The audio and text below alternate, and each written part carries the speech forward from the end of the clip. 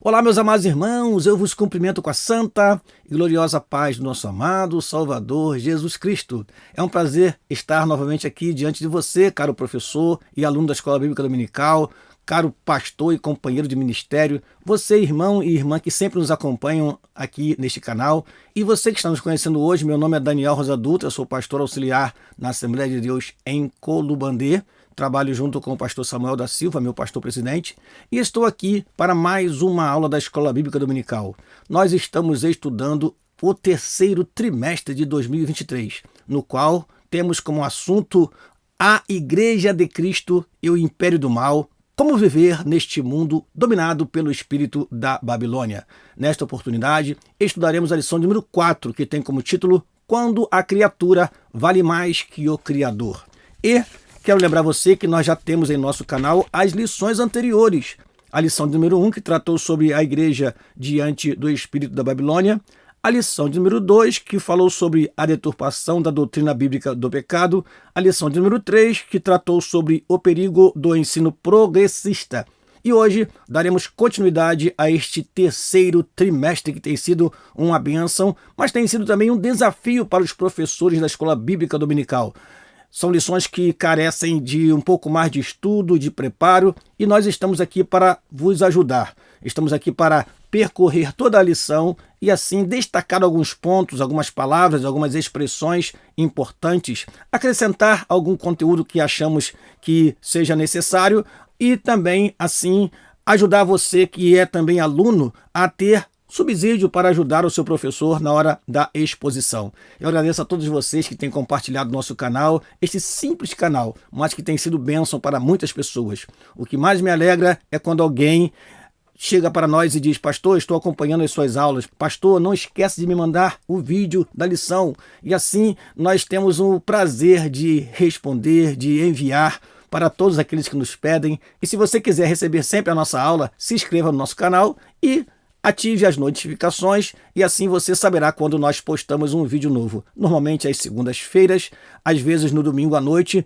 Então vamos prosseguir, primeiro fazendo uma breve oração ao nosso Deus, porque entendemos que a palavra do Senhor é inspirada pelo Espírito de Deus, e nós precisamos dele quando expomos a santa palavra do Senhor.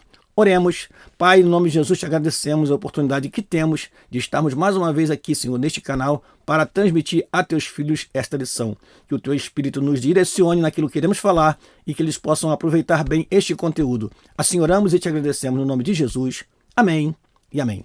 Feito isto, meus amados irmãos, vamos então para a nossa aula. O nosso texto áureo se encontra na carta que o apóstolo Paulo escreveu aos Romanos, no capítulo 1, versículo de número 25, que diz assim: pois mudaram a verdade de Deus em mentira, e honraram e serviram mais a criatura do que o Criador, que é bendito eternamente. Amém. Repetindo: pois mudaram a verdade de Deus em mentira, e honraram e serviram mais a criatura do que o Criador, que é bendito eternamente. Amém. Carta de Paulo aos Romanos, capítulo 1, versículo de número 25.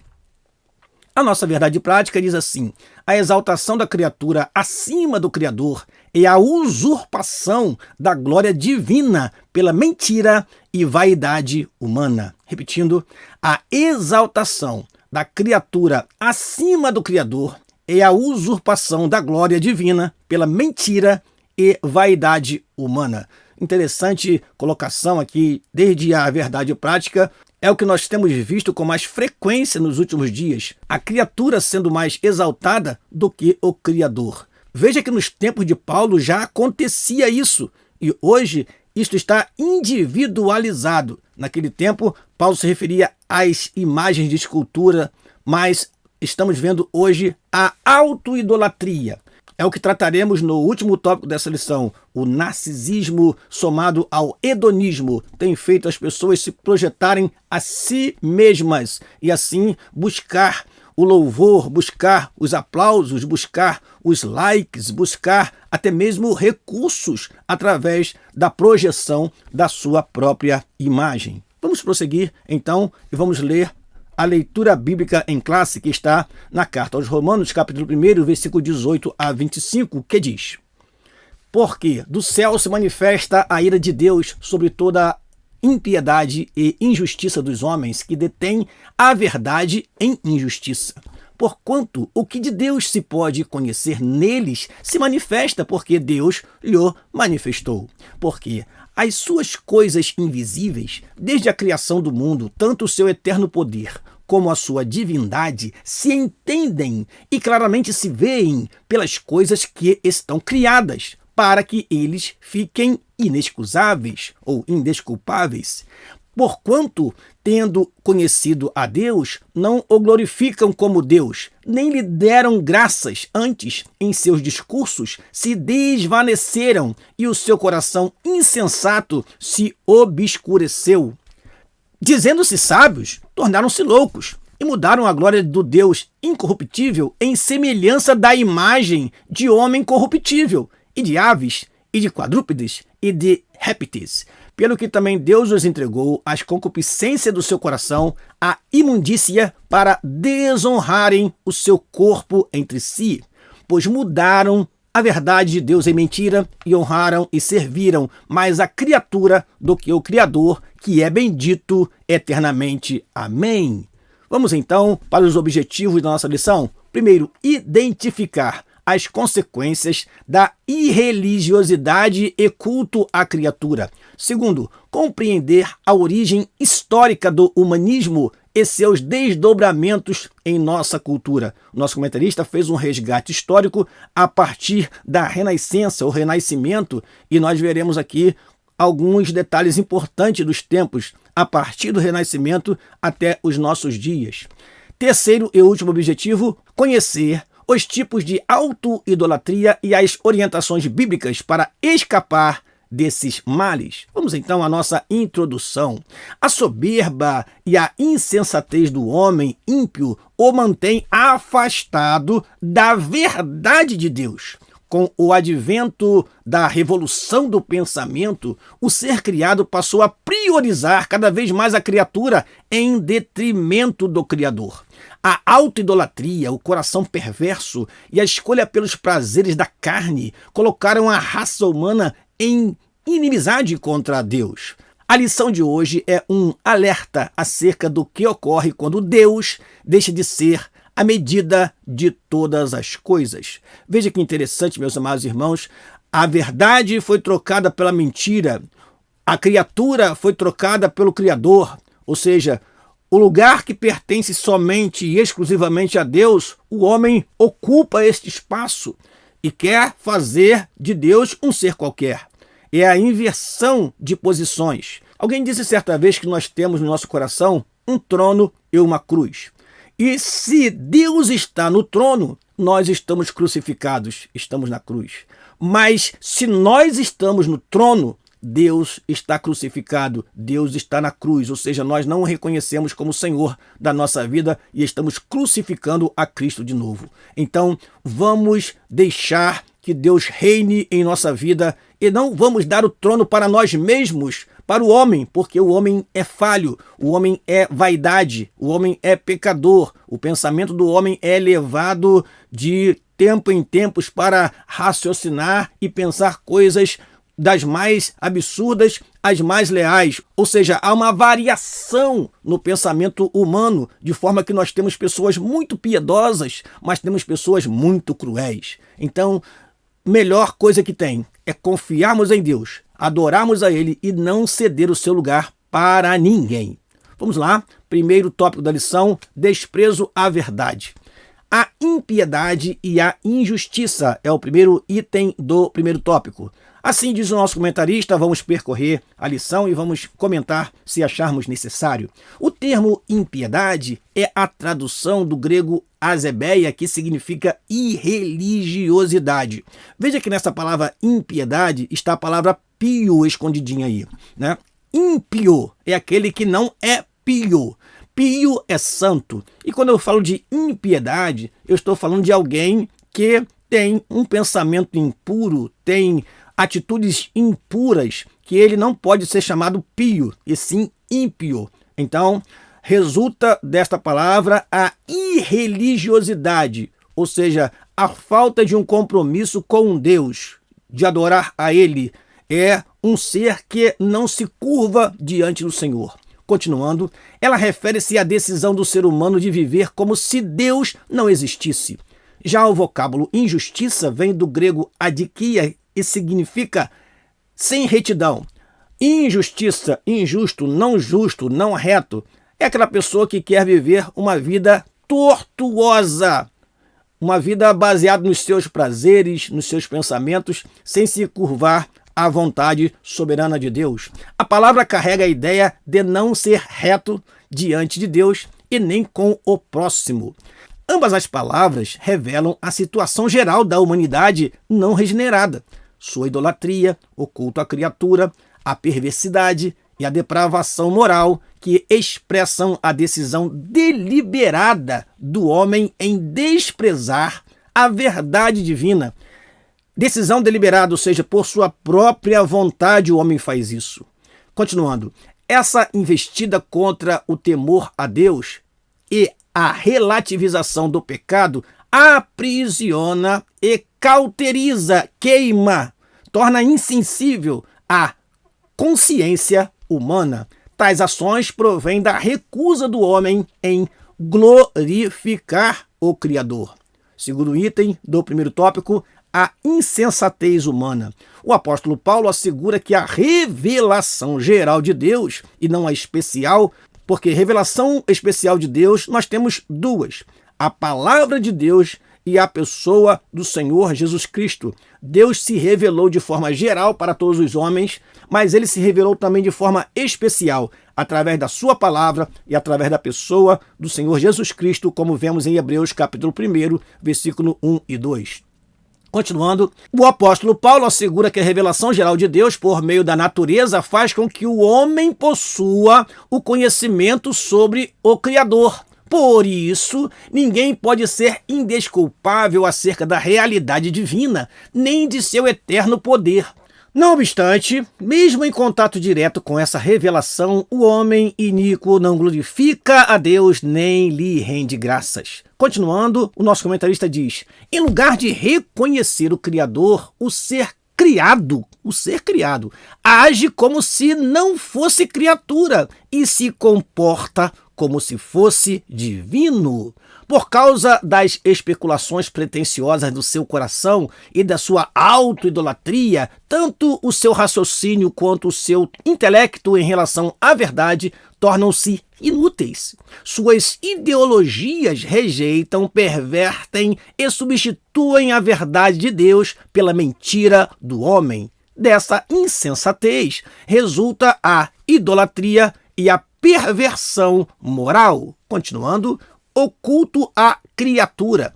Ao rejeitar a Deus e suas leis, os filhos da ira são deixados à mercê de seus desejos pecaminosos. Dentre eles, o quê? A impureza sexual e a degradação do próprio corpo. Aqui, o texto bíblico ratifica, ou seja, confirma a anunciada ira de Deus sobre a impiedade e a injustiça dos homens.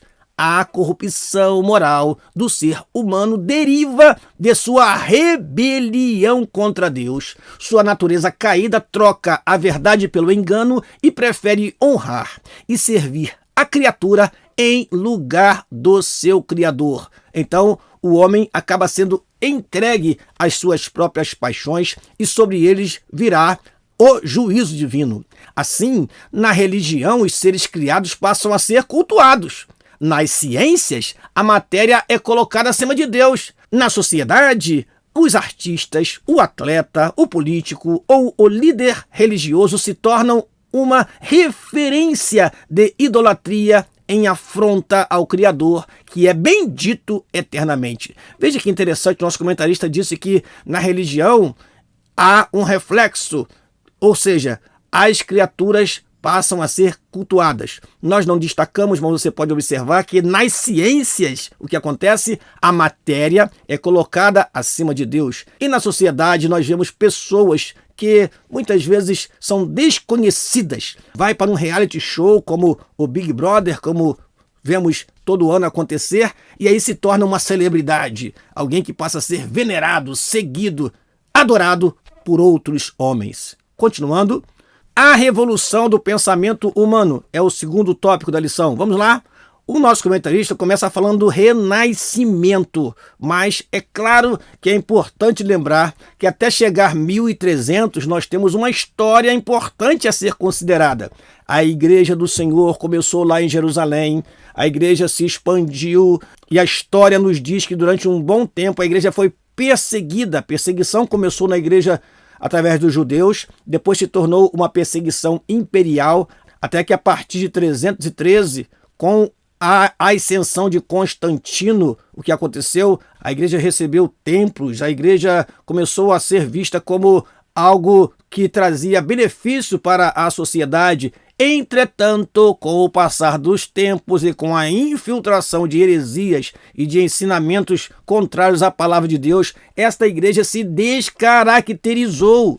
A igreja pós-Constantino se tornou uma igreja contaminada pela idolatria. E aí nós temos o quê? Um reflexo na história importantíssimo. Essa igreja se dividiu, esta igreja já não era única. Esta igreja começou a influenciar nos poderes dos líderes locais, dos reis.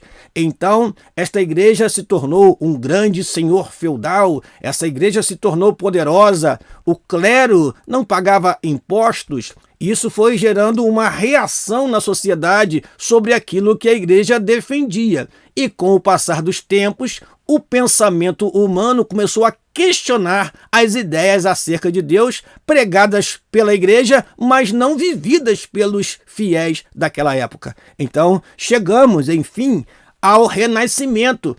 Por volta de 1301 a 1600, eu deixei para você ali destacado, porque nós temos século XIV ao século XVI. E talvez alguns não saibam, mas o século XIV começa em 1301 e termina em 1400. O século XV começa em 1401 e termina em 1500. E o século XVI começa em 1501 e termina em 1600. Então, o nosso comentarista começa falando sobre o renascimento. Nós vamos ler, então, esta parte da lição e explicar algumas correções e acréscimos nós fizemos no texto para melhor compreensão dos caros professores e alunos. Renascimento é o primeiro item do segundo tópico. A Renascença é o movimento intelectual que surgiu na Europa Ocidental entre os séculos XIV e 16.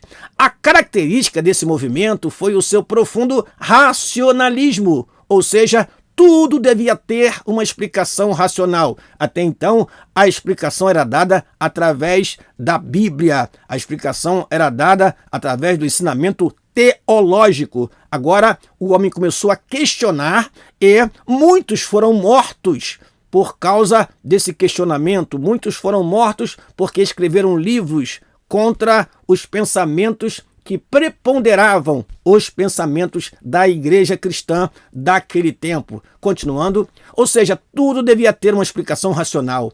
Os renascentistas recusavam-se a acreditar em qualquer coisa que não pudesse ser comprovada racionalmente. Durante esse período, que coincide com o início da Idade Moderna, que os historiadores marcaram a partir da tomada de Constantinopla pelos turcos otomanos, em 24 de maio de 1453 até 1789, Revolução Francesa, a visão teocêntrica, em que Deus era a medida de todas as coisas, foi mudada para a concepção antropocêntrica, em que o homem se torna a única medida de todas as coisas. Nós destacamos aqui essas duas datas que são importantes. A queda de Constantinopla, nós temos a tomada de Constantinopla pelos turcos otomanos, que aconteceu em 1453. De 1453 até 1789, nós temos um período chamado Idade Moderna. E assim nós tivemos o quê? O pensamento humano mudou de voltado para as explicações teológicas para as explicações racionais, da visão teocêntrica para a visão antropocêntrica. Agora é o homem no centro e não mais Deus no centro. É claro, como já disse aqui, isso é em virtude também do mau testemunho daqueles que participavam da Igreja do Senhor e do mau procedimento da igreja cristã, que ao invés de continuar pregando a palavra e ganhando almas, voltou-se para a política, a igreja cristã dormiu durante a história e permitiu que o islamismo surgisse e tomasse conta de muitos países orientais. E hoje o islamismo, que surgiu por volta do ano 600 depois de Cristo, cresceu assustadoramente e está tomando conta da Europa. Países como a Espanha, por exemplo, está crescendo muito o número de muçulmanos. Então, a igreja do Senhor dormiu. O joio foi semeado no meio do trigo e o resultado foi este. A visão antropocêntrica tomou conta do lugar que era da visão teocêntrica ou teocêntrica. Continuando, eu trouxe para você este quadro lindo que é do século XV, intitulado A Última Ceia ou A Santa Ceia, de Leonardo da Vinci. Esta obra de arte e muitas outras daquele tempo ainda estão em museus na Europa, e quem visita a Europa pode ter acesso a essas obras do século XV que retratam o período do Renascimento. São obras de arte que têm uma perfeição notável. Veja que nesta cena nós temos aquele momento em que Jesus Cristo declara quem será o seu traidor. Aqui Leonardo da Vinci, de forma brilhante, retratou este momento e se tornou uma das obras representativas do período do Renascimento. Continuando, no lugar de ver o mundo a partir das lentes do Criador, os homens passaram a enxergá-lo a partir das lentes da criatura. Assim, surgiram os primeiros efeitos do processo de secularização da cultura, quando a vida social passou a ceder o espaço para o racionalismo e o ceticismo. Nesse sentido, a revolução científica do pensamento humano e literária daquilo que o homem escreve, que se deu a partir do Renascimento, contribuiu para o surgimento do humanismo. O humanismo que surgiu na Itália por volta do século XV, como diz nosso comentarista. Para o movimento humanista, a ética e a moral dependem do homem. É o homem quem determina o que é ético e o que é moral para os humanistas. Assim, a criatura passou a ser a base de todos os valores e não o Criador. Ora, quando o homem determina aquilo que é moral, aquilo que é ético, e esse homem está dominado pelo pensamento pecaminoso, ele vai gerar uma moral, uma ética distorcidas daquilo que está pautado na palavra de Deus como correto, como fiel, como verdadeiro. Continuando, os humanistas aprofundaram seus estudos na história antiga a fim de desconstruir os livros sagrados. De positivo, destacam-se a valorização dos direitos do indivíduo. Sim, isso foi muito bom, porque em muitos países ainda havia políticas e procedimentos contrários ao bem-estar do ser humano, bem-estar do indivíduo. Mas eu abro um parêntese para dizer para você que ainda hoje em muitos países deste mundo os direitos do indivíduo estão vilipendiados. Homens que não têm a liberdade de se expressar em seus países, homens que se falar contra o governo vai preso. Então, há uma valorização do direito do indivíduo? Sim, mas isso não é 100%, não está em toda a terra, porque o pensamento humano é levado pelo pecado e principalmente pela soberba. Países como os países da África, que durante um bom tempo foram invadidos pelos europeus, estão lá com problemas sociais gravíssimos e uma desvalorização das pessoas, dos indivíduos, de modo que ainda neste mundo há crianças que não passam dos 10 anos de idade porque não têm o mínimo de condições físicas, de saúde e também de espaço e de condições de higiene para poder sobreviver. Então, a valorização dos direitos do indivíduo serviu muito bem para a Europa, para os Estados Unidos, para outras nações, mas alguns países desse mundo não sabem o que é isto até hoje. Porém, esta não é uma bandeira própria do humanismo. A Bíblia possui um arcabouço de concepções de liberdade e de igualdade que antecedem muitos direitos que apareceram nos tempos modernos. Destacam-se ainda que A Escritura ensina a igualdade entre raças, classe social e de gênero. Na verdade, no lugar da palavra raça, nós deveríamos ter a palavra etnia, porque hoje se usa a palavra etnia no lugar de raça, apesar de a Bíblia ter a palavra raça. Mas esse é um cuidado que nós devemos ter na atualidade. A Bíblia diz que Deus não faz acepção de pessoa. E nós, como servos de Deus, não podemos fazer acepção de pessoa.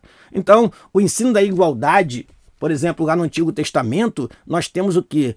As pessoas que cultivavam, eles deviam deixar no chão aquilo que caísse na hora do cultivo, para que os pobres, viúvas, pessoas sem propriedade viessem depois e colhessem o que era chamado de rabiscos. Vamos lá, dando continuidade, terceiro item do segundo tópico, iluminismo e pós-modernismo. O iluminismo surgiu na França entre os séculos 17 e 18, e aí eu coloquei entre parênteses, século 17 começou em 1601 e o século 18 terminou em 1800. Seus adeptos rejeitavam a tradição, buscavam resposta na razão, entendiam que o homem era o senhor do seu próprio destino e que a igreja era uma instituição dispensável. Isto já no século 17 e século 18. Já a pós-modernidade, ou modernidade líquida, que tem como expoente um autor chamado Bauman, surge a partir da metade do século XX. O que é essa modernidade líquida? Sociólogos observam que a sociedade deixou de ser sólida e passou a ser líquida, volúvel. Isto quer dizer que os valores que eram absolutos tornaram-se relativos. Então nós vivemos um tempo em que se defende a ideia da modernidade líquida. Não há uma constância. Nada pode ser considerado absoluto. Assim é o pensamento humano. Mas nós entendemos que a palavra de Deus é a verdade, como está em João capítulo 17. Jesus Cristo é a verdade, João capítulo 14, versículo de número 6. O Pai é a verdade, Jeremias capítulo 10, versículo 10. Então a verdade está em Deus e na sua palavra. Nós cremos e continuaremos defendendo isso. Nesse aspecto, a coletividade foi substituída pelo egocentrismo, em que os relacionamentos se tornaram superficiais. Nesse contexto, os grandes imperativos que marcam esse movimento foram o hedonismo e o narcisismo. Nós explicamos abaixo. Na busca do bem-estar humano, tudo se torna válido, tais como o uso das pessoas, o abuso do corpo, a depravação e o consumismo desenfreado. Ou seja, deixamos de tratar a coletividade para tratar a individualidade, para dar a cada ser humano um celular. E através dele, ele vai fazer o quê? Procurar ser uma pessoa construída por si mesma. E muitos não sabendo usar este aparelho que representa a individualidade, porque cada um tem o seu, isso faz com que as pessoas se tornem hedonistas e narcisistas. Anteriormente, a pessoa tinha o seu telefone residencial, o telefone era da família. Agora, com o avanço tecnológico, nós temos cada pessoa com o seu aparelhinho nas mãos, fomentando ainda mais o egocentrismo e o individualismo dos últimos tempos. Hedonismo é a doutrina que afirma ser o prazer individual e imediato o supremo bem da vida humana. Então o homem se tornou hedonista, no sentido de ele busca o prazer pelo prazer, ele busca o prazer como razão primária da vida. Ele não se importa com quem ou como, ele quer saber de sentir prazer na vida. Isso faz com que o homem seja escravo do pecado, porque Satanás trabalha através disto para poder induzir o homem ao pecado e ao desvio de conduta, nós precisamos entender que a palavra de Deus nos diz que o nosso corpo é o templo do Espírito Santo e que nós precisamos nos conservar puros e não deixar que os prazeres tomem conta da nossa mente, do nosso corpo, do nosso coração e da nossa vida. Narcisismo é um conceito da psicanálise que define o indivíduo que admira exageradamente a sua própria imagem e nutre uma paixão excessiva por si mesmo. Eu destaco essas duas palavras, exageradamente e excessiva. Não é errado você trocar a foto do seu celular, a foto de perfil do seu WhatsApp. Não, mas se você faz isso de forma exagerada, 2, 3 vezes ao dia, e você faz aquilo com um sentimento de se achar mais bonito, mais perfeito, mais bonita do que o outro, isto pode ser um sinal de que você está tendo comportamentos narcisistas, ou seja, de adoração a si próprio. Isto não é bom porque nós desviamos o foco de Deus na nossa vida para nós mesmos. Então, tome cuidado com estas duas vertentes importantíssimas dos tempos atuais. O hedonismo e o narcisismo, que está levando muitas pessoas à destruição moral, à destruição da sua família, do seu casamento, e assim os relacionamentos estão fugazes, os casamentos estão volúveis e alguns já inventaram até o casamento aberto. Ou seja, um casamento sem compromisso, só voltado para o prazer. Isso veremos em lições posteriores. Terceiro e último tópico da lição, tipos de autoidolatria. Temos aqui alguns. Primeiro, a idolatria da autoimagem. A idolatria é tudo que se coloca no lugar da adoração a Deus. Nesse caso, podemos dizer que o culto à autoimagem é uma forma de idolatria. Enquanto Cristo reflete a imagem de Deus, o narcisismo humano reflete a natureza do pecado. Ou seja, a pessoa quer projetar a sua própria imagem, ele adora a si mesmo, ele expõe o seu corpo diariamente pelos Facebooks, pelos Instagrams, ele está sempre expondo o seu corpo como um corpo perfeito. Isso nos lembra muito bem as obras do Renascimento, como a obra Davi, uma das obras mais conhecidas do Renascimento, que na verdade é um homem nu que está exposto em um dos museus mais conhecidos do mundo, e ali está o quê? O retrato de alguém que se expõe. E ali nós vemos o quê? A perfeição da obra, mostrando que o homem é perfeito, mas na verdade perfeito ao Senhor. A natureza humana é marcada pelo pecado e assim nós precisamos aprender a refletir a glória de Deus através da nossa vida. Continuando, o apóstolo Paulo retrata o homem caído, a revista diz assim, mas eu acrescento o homem dos últimos dias, como diz em 2 Timóteo capítulo 3, versículo 2 a 4, como a pessoa, primeiro, egoísta, amante de si mesmo, avarento, amante do dinheiro, odiosa, sem amor para com o próximo, rebelde, sem amor para com Deus e hedonista, amante dos deleites. Este é o retrato do homem da atualidade. Este é o retrato do homem dos últimos dias. Um homem que só pensa em si, um homem que só pensa no dinheiro, em ganhar e às vezes até roubando ou fazendo coisas ilícitas. O importante para ele é expor uma foto que foi a Dubai, é uma foto que foi dos Estados Unidos. Ele quer expor a sua vida pessoal e quer ostentar os valores que possuem. Odiosa, não tem amor nenhum pelo próximo. Quantas pessoas morrendo de fome. E nós temos aí, nos últimos tempos, um empresário que doou uma fortuna para um jogador de futebol que já é bilionário. E quantas pessoas estão aí morrendo de fome. Rebelde, não ama a Deus e, por último, ama os prazeres.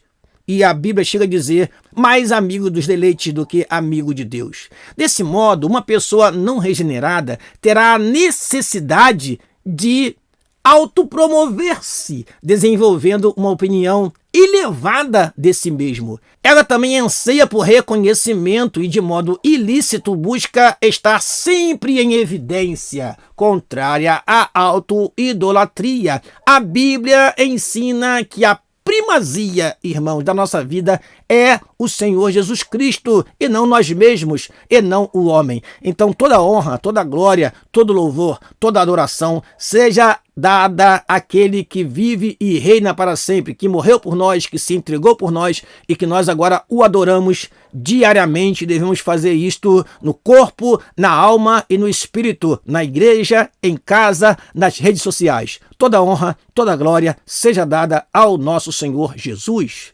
Prosseguindo, a idolatria também no coração. O coração se refere às emoções, à vontade e ao centro da personalidade. Ele também é descrito como enganoso e perverso, pois do seu interior saem os maus pensamentos, as imoralidades, a avareza, a soberba, a insensatez. E aí o comentarista ele faz o seguinte, ele explica como acontece essa idolatria no coração, que é imperceptível. Veja só, infelizmente algumas pessoas chegam a aparentar que adoram a Deus, mas na verdade servem aos ídolos em seus corações. Assim, quem não teme a Deus traz a idolatria no íntimo. E aí eu destaco para você entender melhor, destaca aí na sua revista também, quando prioriza a reputação pessoal, busca o prazer como bem maior, ou seja, hedonista, nutre tendências supersticiosas e possui excessivo apego aos bens materiais, é o materialismo. Quando a pessoa faz isso, irmãos, ele está adorando a si mesmo no coração, mesmo que às vezes ele esteja sempre na igreja, adorando a Deus, cantando louvor, mas dentro dele está uma idolatria, dentro do seu coração está uma veneração ao bem que ele tem, ao celular que ele tem, à carreira que ele tem. Às vezes ele tem um bom emprego e vive glorificando a si mesmo por ter encontrado aquele espaço, e às vezes isso é percebido em sua fala, na sua fala soberba. Ele adora, ele exalta o seu bem-estar, a sua posição. No seu coração, ele é altivo, ele é soberbo. Ao contrário dessa postura, a fim de não pecar, somos advertidos a guardar a palavra de Deus no coração. Quer adorar a Deus e servi-lo sem idolatria alguma a outra coisa qualquer? Coloque a palavra de Deus em primeiro lugar, porque ela nos ensina, dentre outras coisas, a ser humildes, a sermos compassivos, a sermos misericordiosos e não a nos ensoberbecermos e muito menos a adorarmos a nós mesmos nas redes sociais e também no nosso íntimo. E por último, a idolatria sexual. A falha no controle dos impulsos sexuais está associada à sensualidade, à imoralidade e libertinagem. A concupiscência da carne caracteriza quem é dominado pelo pecado sexual. Não se trata apenas da prática do ato imoral, mas da busca intencional e compulsiva pelo prazer sexual e ilícito. É o altar da idolatria sexual edificado no coração. Ou seja, há muitas pessoas que fazem do sexo o seu altar, do sexo o seu Deus.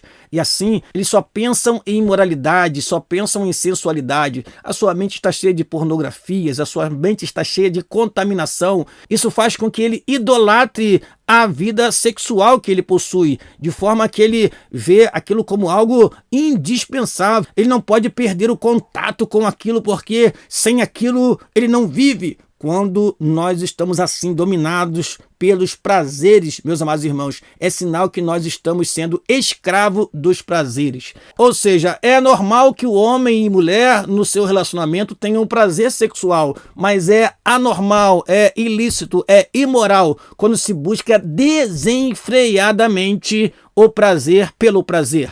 E é isso que caracteriza a sociedade dos últimos tempos, o hedonismo. Pessoas que chegam a dizer, se você sente prazer, é bom. Não. Alguém pode ter até o prazer de roubar, de pegar algo de alguém e ficar fascinado consigo mesmo. Eu consegui. E aquilo dá um prazer, mas é roubo, é pecado contra Deus. Então nem tudo que dá prazer é bom. O prazer, ele deve ser submetido aos ditames de Deus, às ordenanças de Deus. No relacionamento sexual, o prazer deve ser restrito à união através do casamento, porque ali tem o espaço para o ajuste, ali tem o espaço para o entendimento, ali tem o espaço para aquilo que é o destino da relação sexual, o prazer mútuo entre um homem e uma mulher. Então, a adoração a Deus é trocada pelo culto ao corpo, a fim de satisfazer o ídolo da perversão e da lascívia por meio de pecados. A orientação bíblica para escapar desse mal é a seguinte: vivam no Espírito e vocês jamais satisfarão os desejos da carne. Gálatas 5,16, como está na Nova Almeida Atualizada. Então, amados irmãos, devemos ter cuidado com isso. Vez por outra, nós vemos irmãos e irmãs expondo seus corpos em redes sociais. E isso pode trazer, irmãos, uma inclinação ao pecado. Isso pode alimentar no outro um desejo de possuir este corpo que está sendo exposto. Então nós temos que ter cuidado com a exposição na rede social, porque isso tem causado males terríveis para muitas famílias e, em consequência, para a Igreja de Deus. Vamos então para a conclusão da nossa aula. A corrupção da raça humana é o desfecho de sua rebelião à verdade divina. A impiedade e a ausência de retidão, ou seja, a injustiça, resultaram em teorias de autossuficiência em que a criatura se ergue acima de seu Criador. Ao se colocar como medida única de todas as coisas, o homem eleva seu interesse acima da vontade divina. As consequências são a auto-idolatria, a depravação moral, a decadência social e espiritual. Não obstante, a Escritura alerta que a ira divina permanece sobre os que são desobedientes à verdade divina. Que bela conclusão, resume muito bem o que nós estudamos nesta lição. Terminando aqui, eu te convido para a próxima lição. Não perca a 5ª lição do 3º trimestre de 2023, na qual faremos sobre a dessacralização da vida no ventre materno. Será uma lição também muito profunda e importante para você, meu caro professor e aluno. E eu espero contar com você aqui na próxima semana. Aqui se despede o seu amigo pastor Daniel Rosa Dutra. Que você possa ter uma semana abençoada. Prepare-se, leia e esteja pronto a responder ao seu aluno acerca desta lição. Pesquise mesmo. É importante, caro aluno, que você também ajude o seu professor na exposição da aula, contribuindo, lendo versículo, levando alguns materiais. Isso é importantíssimo para o desenvolvimento em sala de aula da lição. Aqui me despeço e peço a você que continue orando por nós. E assim nos veremos na próxima semana. Em nome de Jesus. Amém e amém.